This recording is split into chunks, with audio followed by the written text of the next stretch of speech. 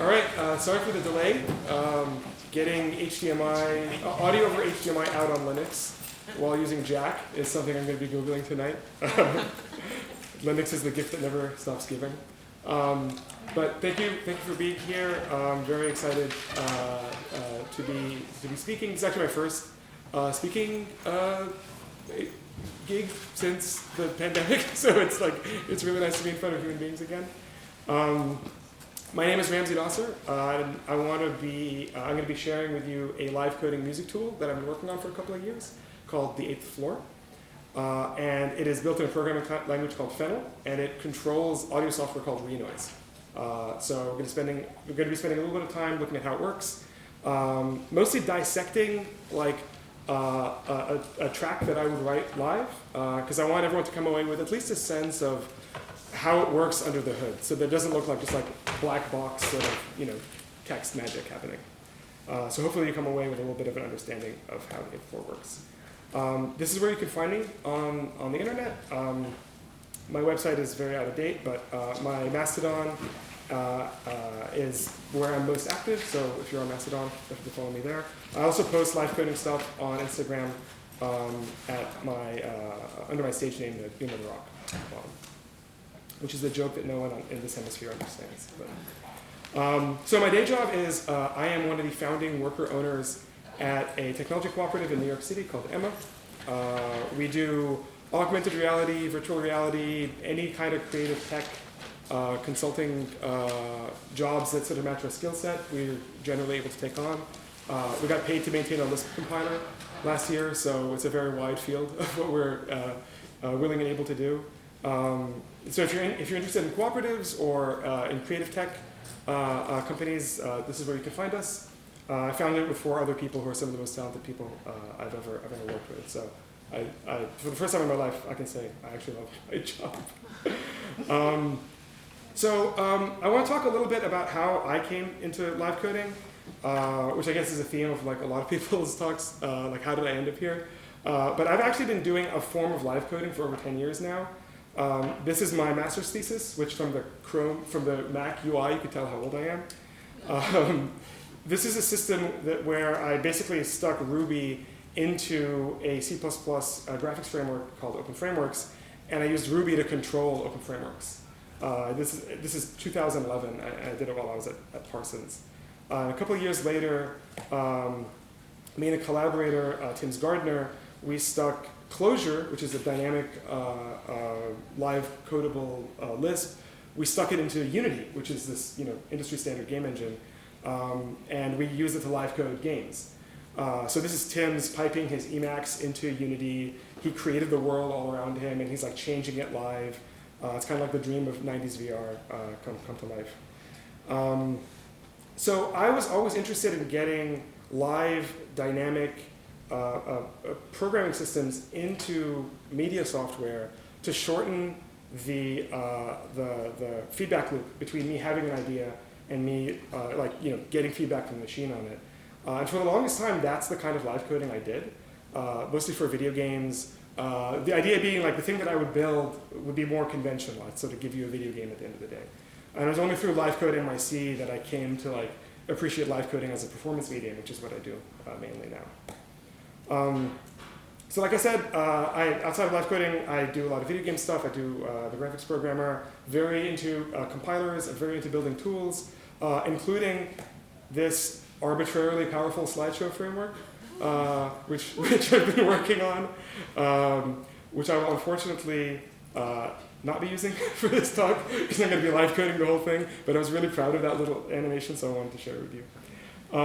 So to understand 8th Floor, we need to understand the software that it controls. And 8th Floor basically controls this piece of software, which is called Renoise, which I very much did not write. Renoise is a tracker-based... Which is called what? Renoise. Thank you. So noise, but again. Renoise is it's music software. You use it to write songs, but it's a little unconventional in that it's based on what are called trackers. So a lot of music software runs left to right. Trackers run top to bottom. I always think of it as like a spreadsheet for music. You could put notes into little cells, and when the playhead reaches the note, when the playhead reaches the cell, it plays the note.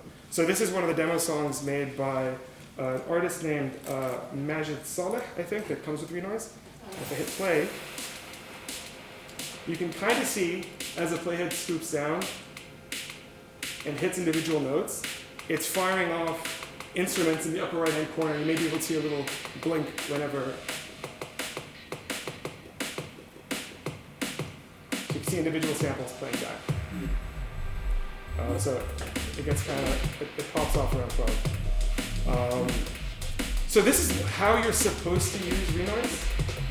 People will, so if I pause it, will basically very carefully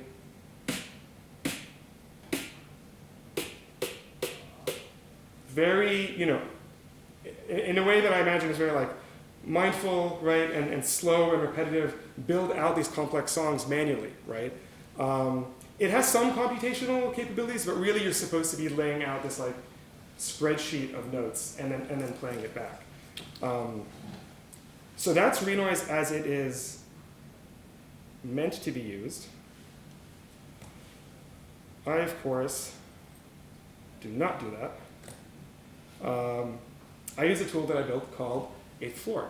So at the most basic level, Eighth Floor takes advantage of the fact that Renoise has a Lua scripting API, a very comprehensive Lua scripting API. So it has a full Lua virtual machine embedded in it as a piece of audio software. And it exposes a socket library. So you can listen to incoming messages over a network socket. I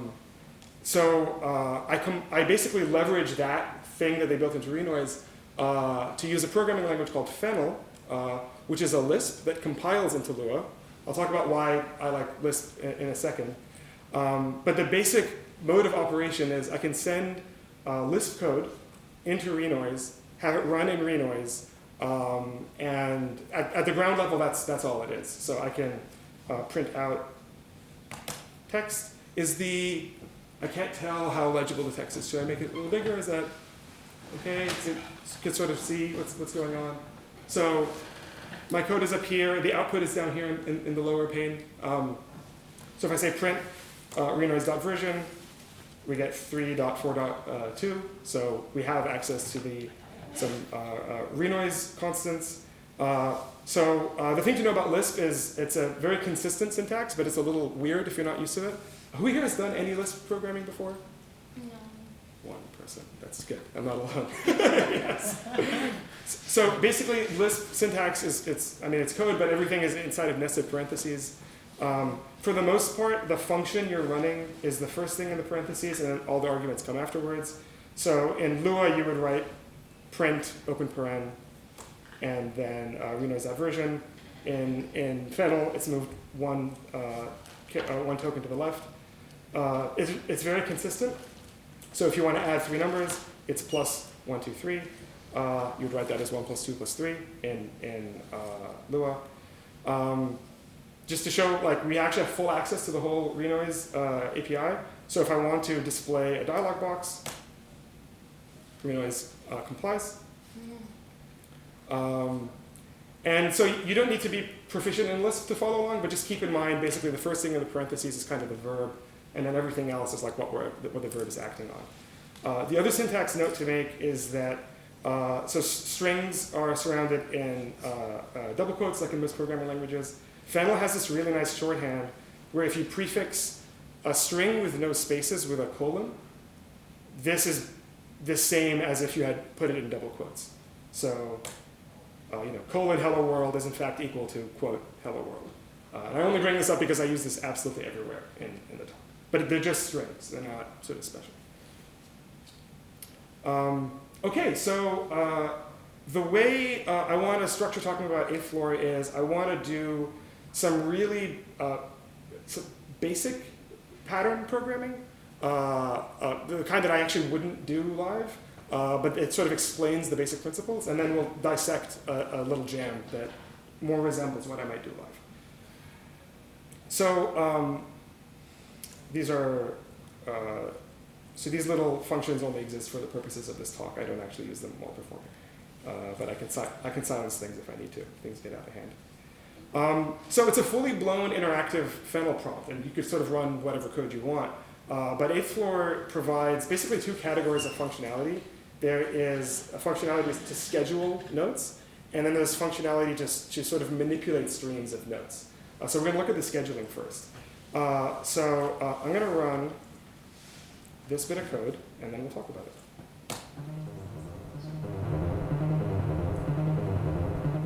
So the way to read this, can everyone hear that? So the way to read this line of code is this $ angle bracket is the schedule function. So we're saying, okay, please schedule on track 1 the following sequence of notes. And the way to read the notes, let's see if my Linux Zoom hack works. It does.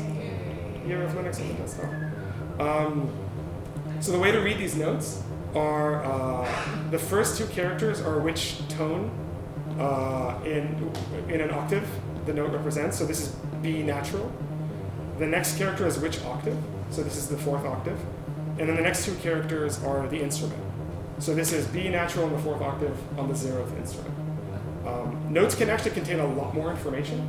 And the syntax is designed to match. So you see that Renoise itself has, sorry, there's not a lot of mouse space. Renoise itself has basically identical syntax. This is how you would type the notes into Renoise. So 8th floor's syntax is designed to model it. But it's all just strings.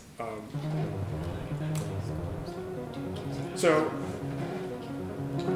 if I put everything on instrument 3 is a slightly different instrument. So this is instrument 3. This is instrument 1. So instruments are just samples. Renoise can do more than samples, but we're only looking at samples today. You can mix and match instruments. So that's 1, and that's instrument 3 and 0. Go back and forth.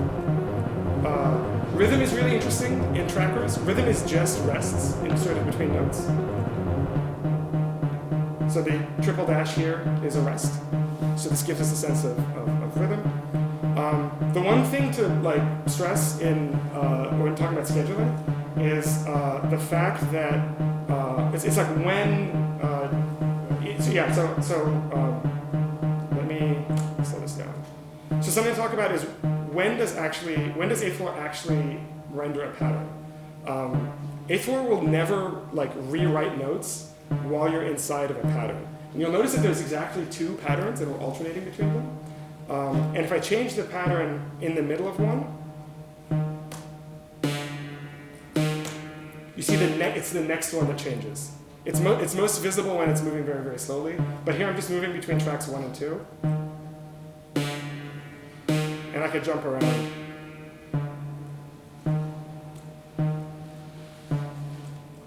So because Renoise because 8th floor is designed for live performance, it avoids changing notes while they're being played because that might sort of break things. There are ways you can escape that if you want to make atonal broken noise music, which is dope.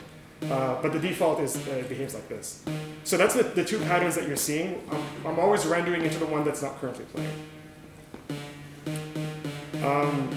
So you can schedule the same track multiple times. That gives us multiple columns within the track. And things get interesting when we schedule things of different lengths. So here I'm about to schedule a pattern with 9 notes and a pattern with 4 notes. Any guesses what might happen? This is small enough I can kind of treat it like a classroom. Oh, you've seen it.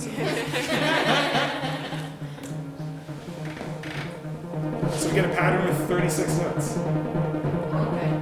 Any pattern that is, when you're scheduling multiple patterns, any pattern that is shorter than the others will basically be repeated to catch up. And it basically gives you the equivalent of least common multiple.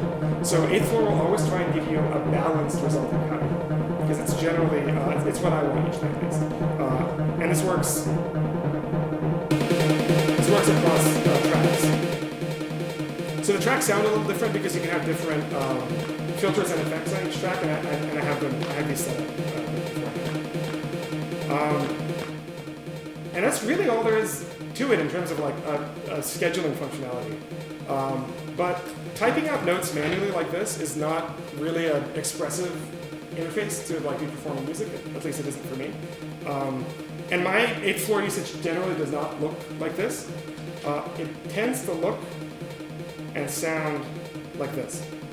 So let this one finish.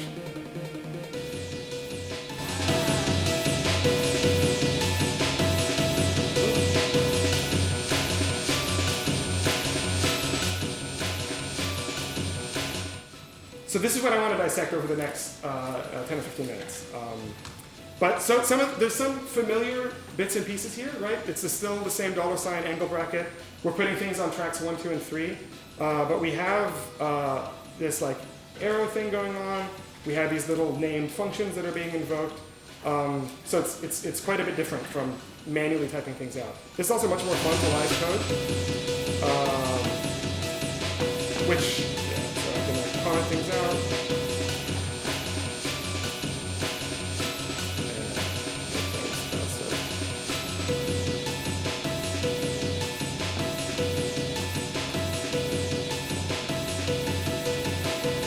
So by making very small changes, you can get pretty significant, like, tangible differences in sound.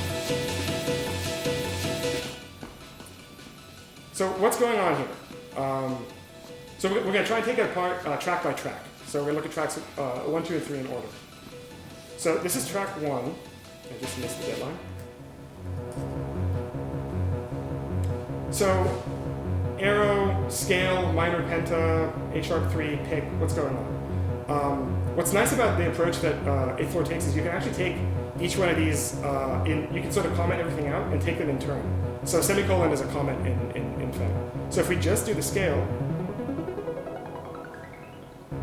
we see it's an ascending scale. 8th floor is based on what I call sequences, and they're built on coroutines in Lua. But basically, each one of these functions produces a sequence of strings. And many of them take as input a sequence and produce as output a sequence of strings. So everything is just these sequences of strings that are moving around, which technically makes 8th floor a string instrument. And I will keep making that joke until they arrest me. But so, if I silence this real quick, if we were to assign this to a variable and evaluate them one by one, you see I get A#3, C#4, D#4, F4.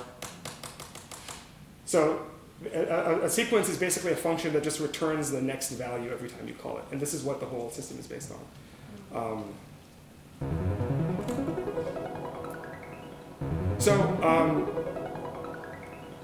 In addition to, there's basically 2 or 3 ways to generate these useful sequences. Most of 8th floor is ways to manipulate sequences. So if we pass the scale into take 8, that just takes the first 8 elements out of the sequence. We've changed the length of the sequence. If I drop 5 and then take 8, the final result is still 8 in length, but we actually dropped the first 5 notes, right? If I reverse it, it does what you'd expect, right? Now the whole sequence is actually inverted. Many of these sort of sequence transformation functions are inspired by Clojure, which is a language I spent many years working in. And they're generic, they just operate on sequences. They don't really know what, they're not music focused. But 8th floor exposes a lot of music specific combinators or transformers. So pick will take the first, third, and 5th note or value in the sequence in this case. And I can change these values, of course. So now it's the 9th, the 1st, the 8th, the 3rd, and the 5th. So we can sort of hand pick from an incoming stream of values. Another thing I didn't mention is the scale function takes as input a set of intervals and a root note. And it produces a musically coherent scale based on that information. I have no background in music theory. my relationship with music theory is that some notes are good and some are bad, and wizards have figured out which is which. And you can go to pianoscales.org and then they'll just tell you. Eighth floor is just full of like every scale interval pattern I could find, and I'm able to play music without actually having a background in music theory. That's my hack. It starts to get all downhill from here because those are the basic concepts. Ints will take as a sequence of notes as input and produce a sequence of notes as output, but assign them to a specific instrument. So if we put it on synth 11, that's what we've been hearing. Synth 3, this is a different instrument that I have loaded. Synth 5 is not an instrument that exists. So I just have a bunch of synthesizers basically loaded. But these, these could be any samples that I'll be firing off.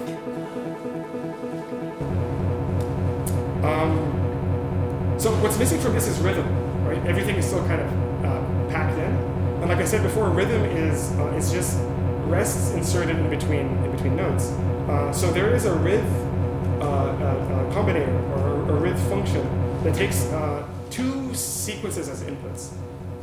It takes the sequence that's being threaded, so like the sequence of notes, and it takes this rhythm sequence as input. And basically everywhere there's an X in the rhythm sequence, you get a note from the note sequence. Everywhere there's a dash, you get a rest. So if I turn this into a dash, so the actual contents are coming from the sequence of notes, which I can still change. So I can change an octave.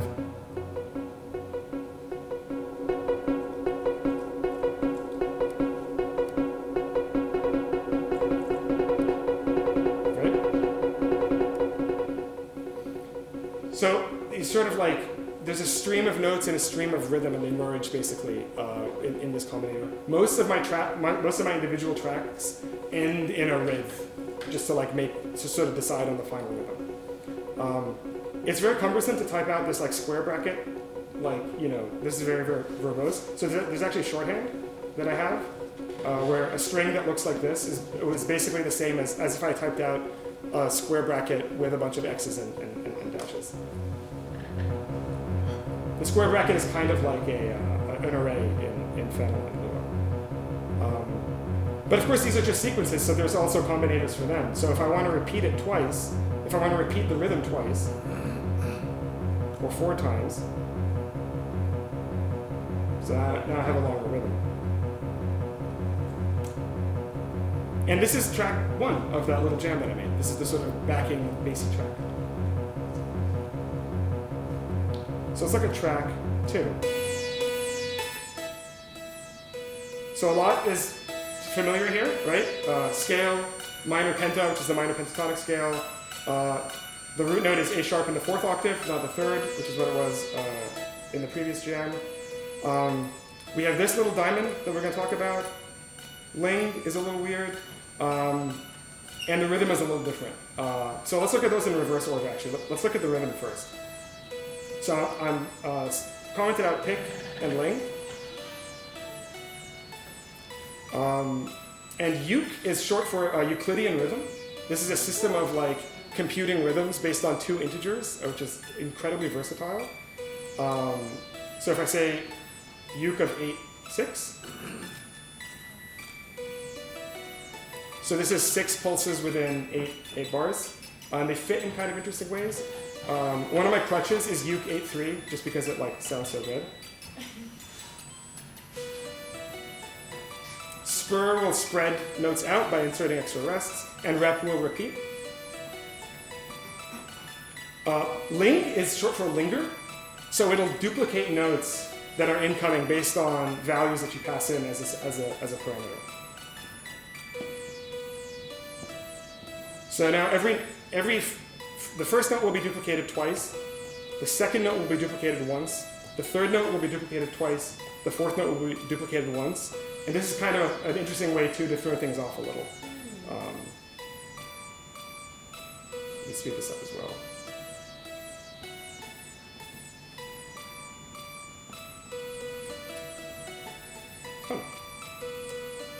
So the final thing to talk about is this diamond, which I'm actually just going to speed this up a little. So diamond, this is actually modeled on title cycles, and it'll choose a different value for that expression on each time we re-render the pattern. So in one render, we're going to be picking 1, 5, and 3. On the next render, we're going to be picking 9, 7, 9, 8. So I could throw another one there. So now we're just picking 4, 5. Now we're picking 1, 5, 3. Now we're picking 9, 7, 9, 8. This works on any expression that's not like, specific to just arguments. So we can swap tracks. So track 1, and then we're going to jump to track 2. That's perfectly valid. And then that's basically track 2.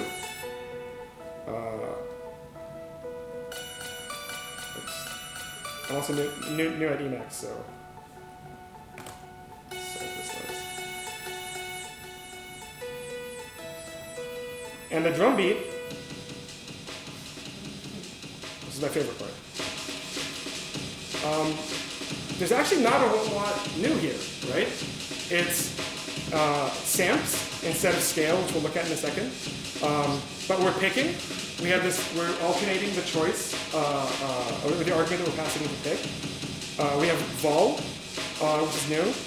But then the rhythm is actually very simple. Looking at the waveform for the almond break is very fun. So it's a sliced up sample of, who here has heard of the almond break or is familiar with the almond break? 1, 2, yeah. So the almond break is a drum solo from, I'm going to get the name just so I don't. From a 1969 track called Almond Brother by a solo group called the Winstons. The drummer's name was Gregory Coleman, and it's just this incredible 7-second drum riff that has become the basis for like entire genres of music. You have definitely heard this somewhere in like techno, or it's all basically one drum sample. And so this is, I have it sliced up here, and I'm able to sort of jump in and out. But let's finish off by, so if we just look at samps. So samps is kind of like scale, in that instead of giving you like, notes that make up a harmonic or like a melodic scale, samps will just give you every sample that's inside of an instrument. So if we look at the sampler, you see that it's just running top to bottom. It's just hitting every sample that's in the list. Vol is interesting. Vol will write to the Renoise's volume commands. Renoise is weird in this way. You can't just use vol for volume. So here you can see that the volume of the samples is different. And does the same sort of patterning that the other functions do. So the first sample will have a volume of 10, the next one will have a volume of 80, and then 100, and then it'll repeat. But Renoise also uses vol for like effects. So if I set it to U8, I can actually pitch up the sample. D8 pitches down the sample. I don't know why volume does both of these things, but it's how they design the software. So I take advantage of that to use B0, which is backwards. And that's how we get the sort of like, some of the hits actually play backwards from the end, which is a lot of fun. And that's the whole, that's a track dissected. And this is very much the kind of thing that I would play on stage. These are all the functions that I actually use. If you come tonight, I'm probably going to be doing some form of this. But I hope that was coherent and interesting. I think we might have 5 minutes for questions because we started a little late. But I'm happy to answer any. Yeah. It's not actually a question, it's a comment. It feels like, or seems like, the old roller, the music where you have, and just, it's like, that's what it's. Like a player piano, basically. Yeah. Yeah. But you can like write to it live Right. is the fun thing, yeah. No, trackers come from mid to late 80s like video game music because they were a very compact way to store very complex music. Sounds like it. Yeah. Does the use of Lisp like open up new doors for how you're going to compose something versus what the methods we saw previously? Yeah, I'm very conservative in like how crazy I get with macros, but I'm mostly drawn to Lisp just because the syntax is like, I mean, it's weird to look at, but once you wrap your head around it, it's so consistent that I'm not like guessing while I'm on stage, missing a semicolon or whatever. Yeah, you could conceivably write very, very wacky macros. So I didn't get into it, but this arrow is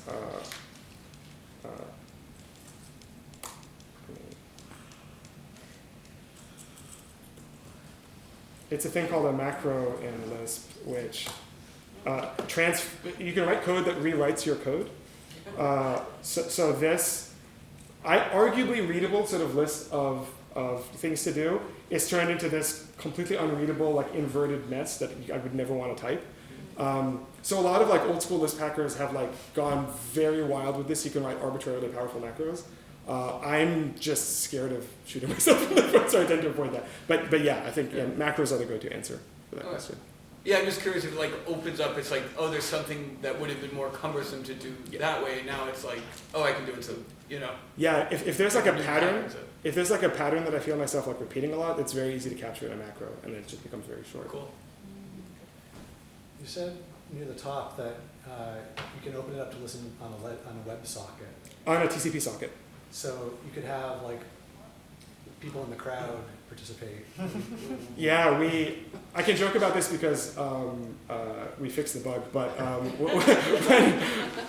for years when I was maintaining Arcadia, the Unity tool that I showed earlier, it was also a socket REPL, so we were just listening for any incoming code, and we would just run that code without checking. So our little fun Livecoding thing was just a security vulnerability. But no one ever got hurt because history has shown that no one actually wants to learn Lisp, so like no one ever got hacked. But yes, we actually have done Livecode jams where people have like shot me code over the local network and it's evaluated my Renoise, and it's super cool. That's awesome. So you said you don't have a musical background. How did you find yourself making music through code? Was it just like an organic process of like, oh, hey, this is interesting? The Livecode NYC community. Yeah, I mean, I got into it, like I said, just through video games, and I'm like, writing software on stage sounds very like I wouldn't want to do that. And just being around like incredible artists who do that and are so welcoming and so open, just completely transformed me. But yeah, that's. I have a vague background in rhythm. I used to play drums, but like, yeah, good notes, bad notes. That's about as far as I get when it comes to music theory. Awesome, thank you. Oh, do you have a question, sorry? Me? No, I thought you. I have one more question. Is this written in you know how YAML, you have to have a certain amount of spaces? Uh-huh. Is that how you have to use that? Like it seems like you have spaces? The white space is really, it's very forgiving. You can sort of. So the tabbing and stuff, that's just for readability? That's just for readability. Okay. Which is also nice in like when I'm on stage. Like sometimes I'll make a mess, like because I don't have time to like be like organized. And a programming language that's like just happy to sort of roll the punches is like really, really nice. So this 8th floor software, this is like for your personal use, Yeah. and you've just given us a window inside. Mm-hmm. Okay. Yes, it is. I'm primarily making it for like myself, Yeah. which is to say, just to be a responsible open source